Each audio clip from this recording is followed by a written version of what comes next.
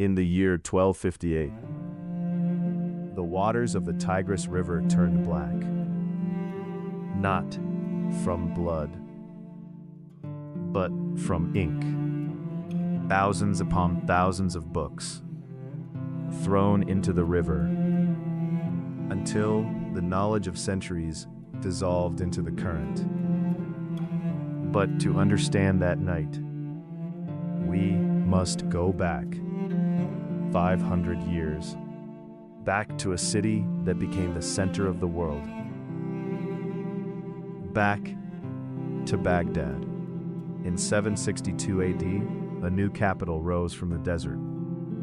Baghdad, built by the Abbasid Caliph Al-Mansur. It was called the Round City. Designed as the center of power, trade, and learning. Caravans arrived from China. Scholars traveled from Persia. Ideas flowed from India, Greece, and beyond. But within this city, something extraordinary was born. A place that would gather the wisdom of the world. The House of Wisdom. The House of Wisdom was not just a library. It was a translation center, a research institute, an observatory, a think tank centuries ahead of its time. Under Caliph al-Ma'mun, scholars were sent across the known world. Their mission: collect every book they could find.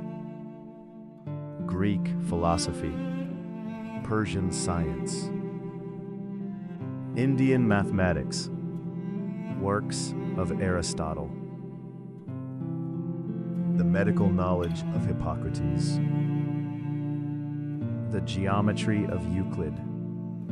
They translated them into Arabic, preserving ideas that Europe had forgotten. Without Baghdad, many of these works might have vanished forever.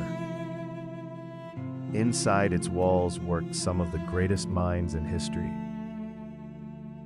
Al-Khwarizmi, whose name gave us the word algorithm. He developed algebra, refined mathematical systems from India, helped shape the foundation of modern computing. Centuries before Europe's Renaissance, Baghdad was already living it. Astronomers mapped the stars. Doctors wrote medical encyclopedias. Engineers designed mechanical devices. This was not just preservation, this was innovation. The House of Wisdom did not merely save knowledge, it expanded it. The House of Wisdom became a bridge. Ancient Greece, Baghdad, Europe.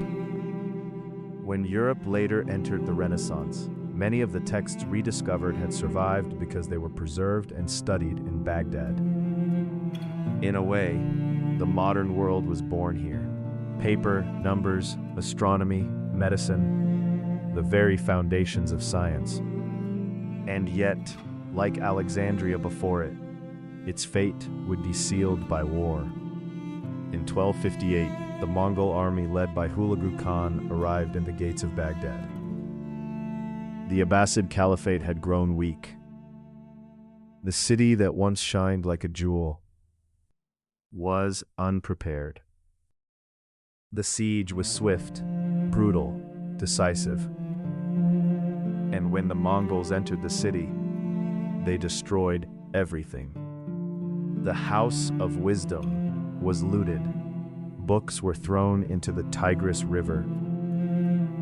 So many manuscripts were discarded that legend says the river ran black with ink for days. Another great library, another ocean of knowledge. We do not know the full extent of what disappeared. Original discoveries, untranslated manuscripts, scientific breakthroughs ahead of their time. How many ideas were erased? How many inventions delayed centuries because of that destruction? History rarely records what is lost. It only remembers what survives.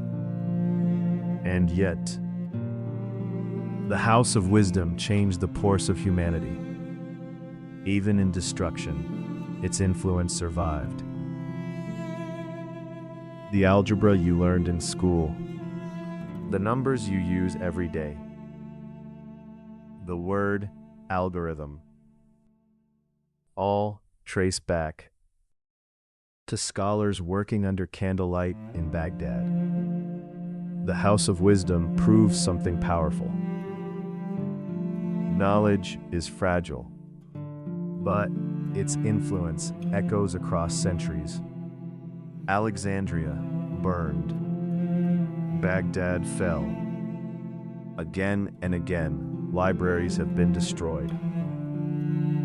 And yet, ideas survive.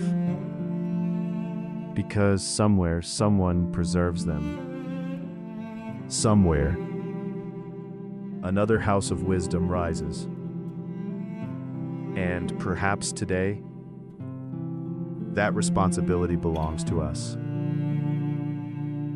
This is the Lost Library, and the story is far from over.